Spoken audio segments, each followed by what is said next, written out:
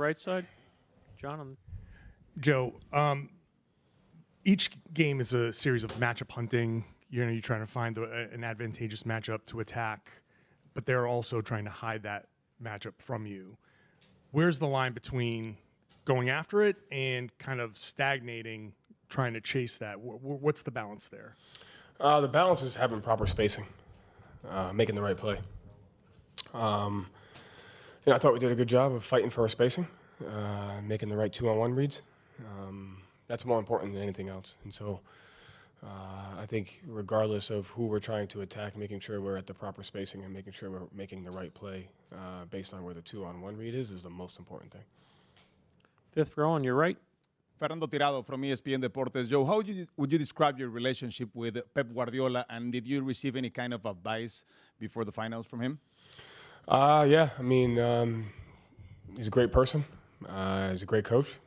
Just humility, joy, work ethic, intensity that he brings. And, we've grown to have a great relationship, so I'm very grateful for him. And, I'd like to think that we make each other better. So it's great that he was here. It's great that he was able to share some of his wisdom and got to spend time with him. Standing in the back right. Hey, Joe. Esteban Buciosa here on your right, GBH News. You were able to get some of the stay-ready guys in towards the end of Game 1. One guy in particular, Svi Mikhailuk. I'm wondering, what has he done just to help this team get to this point when we're not necessarily seeing him and some of those other guys a lot in the postseason? Yeah, I mean, when I talked to Svi about, during the process of him deciding if he wanted to come here, I just said, listen, the thing about our team is we need everybody, and we're going to play guys. And you don't get to where we're at right now and win a lot of games unless you have great depth. And throughout the season, because it's such a long season, what those guys do and kind of gets lost in the shuffle. But there was moments where, Svi helped win his game. Second night of back-to-back, 4 and 5, set whatever it is, Nimi and those guys starting. So their ability to just stay locked in and stay professional and impact winning is very important. And so that was what I told him when he came before he came here. And the other guys, and the player development staff do a great job of just staying on top of that. Gary in the middle. Joe, Gary Washer, Boston Globe. Jason Kidd just called Jalen you guys' best player. He said it twice. Now, that could be a slight at Jason, but how do you want your guys to read these quotes? I mean, they read everything. There's a lot said in between games. How do you want them to kind of digest when there might be gamesmanship here, there might be some type of, that was set for a purpose, obviously, but how do you want them to kind of take that in? You just need to focus on the truth. I mean, at the end of the day, nobody knows because they're not in the locker room. And so I think as long as we focus on the truth, we focus on the things that we talk about every day, we focus on the relationships that we build with each other, we focus on just that stuff. So they can look at it however they want. At the end of the day, what goes on in our locker room, how we communicate with each other, how we build relationships with each other, how we treat each other on and off the floor, that's the most important thing. Vince in the back left. Hey, Joe. Vince Goodwill, Yahoo Sports. For the first time since 1975, this is the NBA Finals where you have two black head coaches. Given the plight sometimes of black head coaches in the NBA, do you think this is a significant moment? Do you take pride in this? How do you view this, or do you not see it at all? I wonder how many of those are been Christian coaches.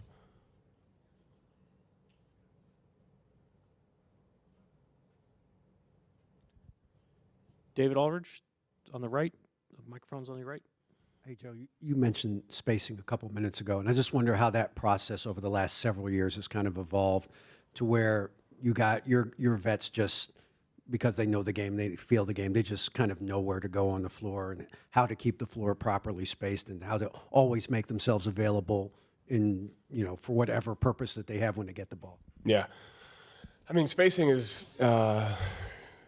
like age as old as time. Like, it's the most important thing. And I think you've seen different spacings based on how the game has changed, how the game has evolved, how your roster evolves, how I think the better offenses have gotten, the more creative defenses have gotten. And the ability to put guys in certain spots, protecting the rim, where are your best individual defenders. So being malleable in your spacing, I think, is the most important thing, because you have an understanding of who's where.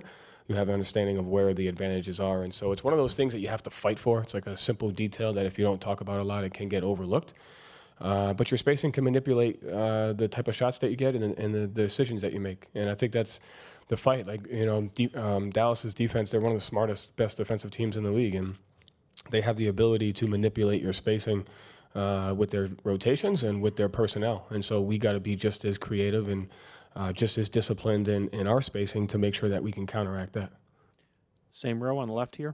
That's kind of what Pep has helped me with, spacing. It's very important. Transitions, how you move those guys. Yeah. On the left side here.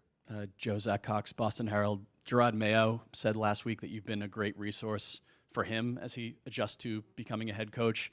Just curious how you describe your relationship with Gerard and with the other head coaches in Boston. Yeah, I mean, I think as you get into this, you start to realize that once you're in the position, nobody can really relate to you except other people in that position. And so you grow a bond with other coaches because you know what they're going through and you know what the challenges, you know what the opportunities are, you know the situation that you're in. And so I think it's really important that we all stick together, me, him, Coach Montgomery, Alex, you just have to stick together and help each other through it because each of our 4 coaches have been through different experiences, whether it's inside Boston or outside Boston. So we kind of got, Gerard and I got close as assistants, just kind of how would you do things when it's your opportunity? What have you learned from the head coaches that you worked for? And now that we're in this position, it's just kind of like helping each other with the transition and then just the different experiences. So, last one, third row in the center.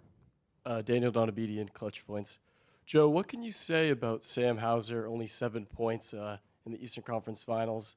Then last night, or game 1, he got 8 points, even had some stops on Luka. What can you say about just him keeping his confidence through those struggles? Yeah, listen, the most important thing for guys like Sam and Peyton is having an understanding that we wouldn't be here without those guys. They've literally won games for us, and you're not defined by scoring. And I think that's one of the strengths of this team, top to bottom.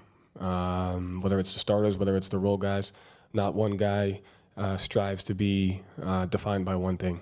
So getting 2 stops on defense, being in the right spot, getting 2 rebounds, getting to the free throw line, sprinting to manipulate the spacing to get an open shot, all those things count for the same, especially at this time of year. Sam's done a great job in his career of not being just defined as a shooter, of being able to do other things. And I think our entire team has taken that on, and we have to work to be that well-rounded on both ends of the floor. Thank you, Coach.